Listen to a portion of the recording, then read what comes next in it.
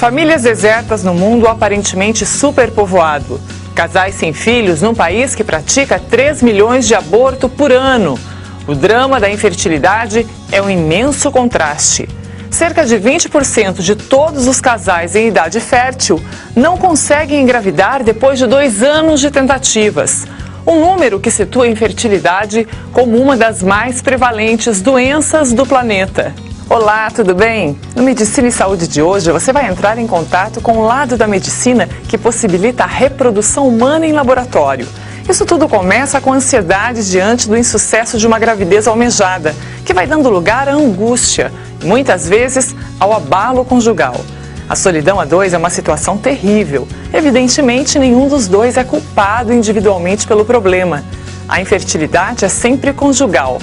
De qualquer forma, a ciência da reprodução assistida no século XXI é a resposta mais objetiva e mais feliz às preces de um casal infértil. Reprodução humana assistida, a vida ao alcance da medicina, é o tema do programa que começa agora.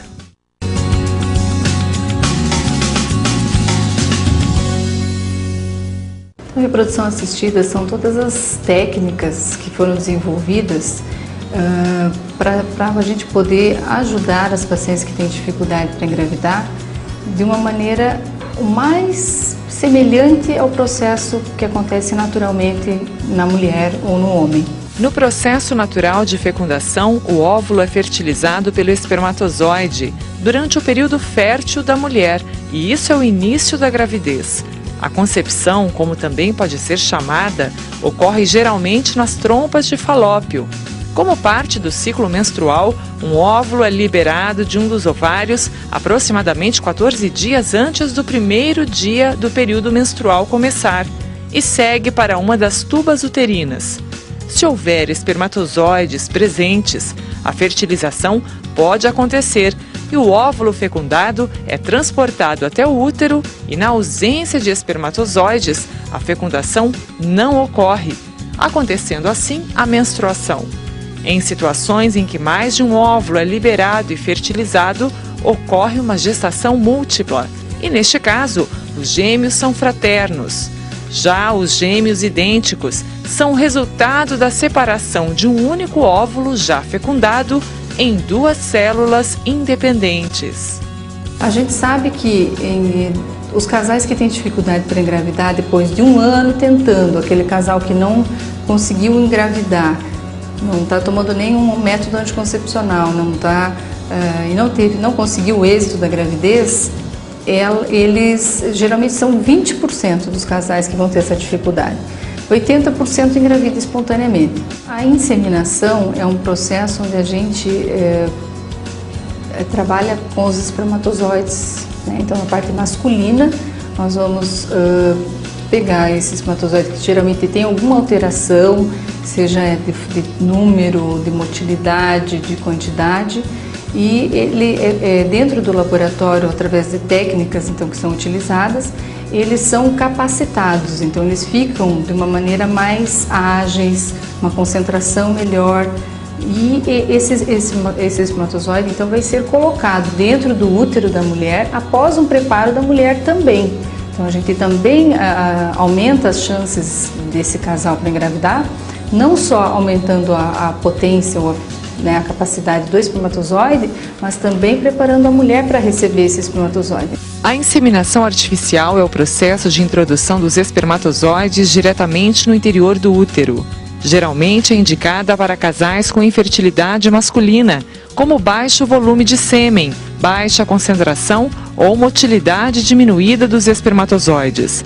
Mas a inseminação artificial também pode ser utilizada para tratar casos de infertilidade feminina, como problemas do muco cervical ou fatores imunológicos, ou ainda quando não se tem nenhuma causa diagnosticada. Na fertilização in vitro, esse processo, o encontro então do óvulo com o espermatozoide é feito dentro do laboratório. Nós retiramos os óvulos da mulher, que também ela é medicada para produzir mais óvulos naquele mês. Pegamos então o espermatozoide do homem, né, lógico, e então essa fusão acontece dentro do laboratório, através de equipamentos próprios para isso. A fertilização in vitro é um procedimento de tratamento de reprodução assistida amplamente utilizado, resolvendo vários distúrbios da fertilidade, em especial problemas de tubas uterinas e deficiências dos espermatozoides não graves. A fertilização in vitro é um processo de 4 etapas. Na primeira delas, o hormônio folículo estimulante é utilizado para estimular o crescimento do maior número de óvulos possível.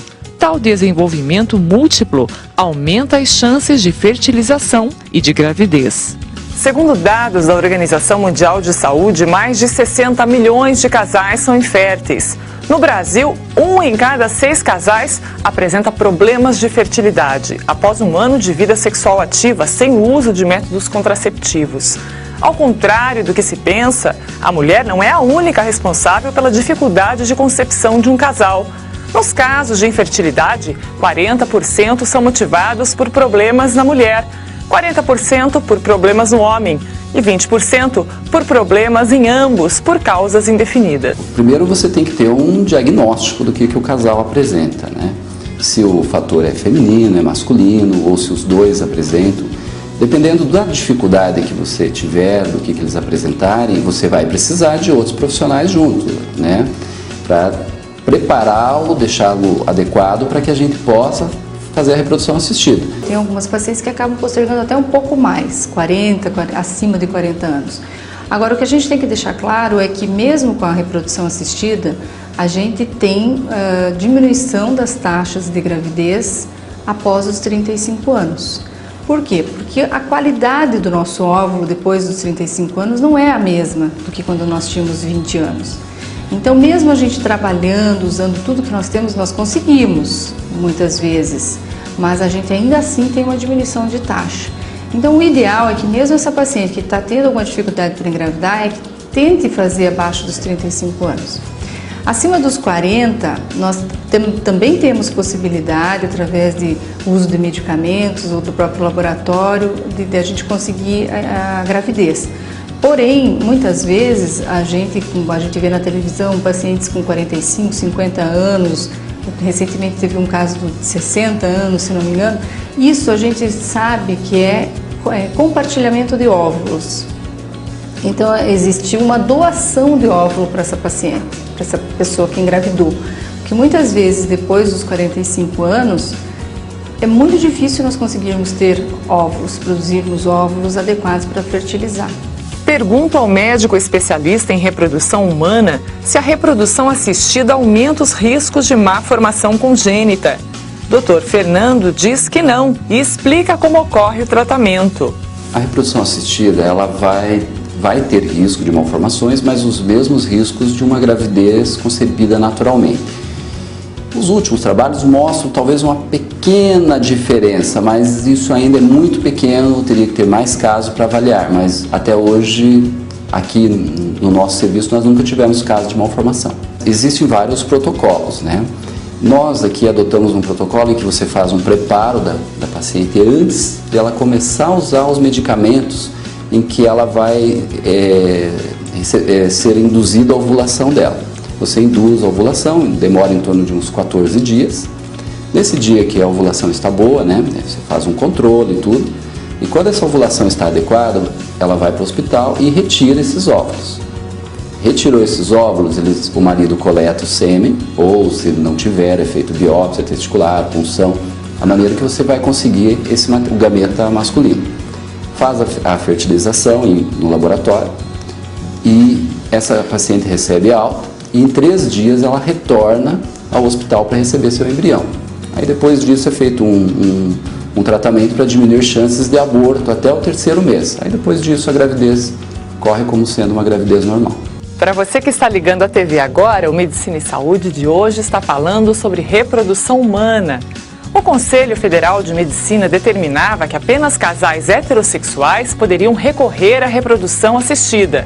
Agora, casais homossexuais e pessoas solteiras que desejam ter filhos também podem recorrer a esse tipo de procedimento. As novas regras determinam ainda que não pode haver seleção de embriões para escolher o sexo ou outras características do bebê. Embriões, óvulos e espermatozoides congelados poderão ser usados mesmo depois da morte do doador, desde que haja autorização em cartório. Tecnicamente é possível, tá? Agora, eticamente, ele está contraindicado, com algumas exceções. A paciente que apresente alguma doença genética ligada ao sexo. Um exemplo seria a hemofilia, né? Porque a hemofilia ela só se manifesta em meninos. Então, nesse caso, está indicado você tentar fazer a sexagem para que essa paciente tenha a menina, para diminuir esse risco.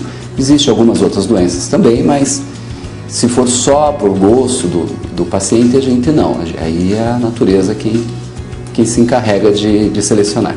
Tudo na medicina, a gente vai ter que intervir, né? Você está intervindo em qualquer doença que você está tratando, você está mudando o curso natural.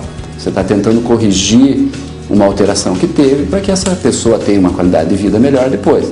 Na reprodução humana não é diferente, né? Eu tenho que tratar quem precisa, quem está com uma dificuldade, quem apresenta algum problema. A reprodução assistida está aí para ajudar dessa forma.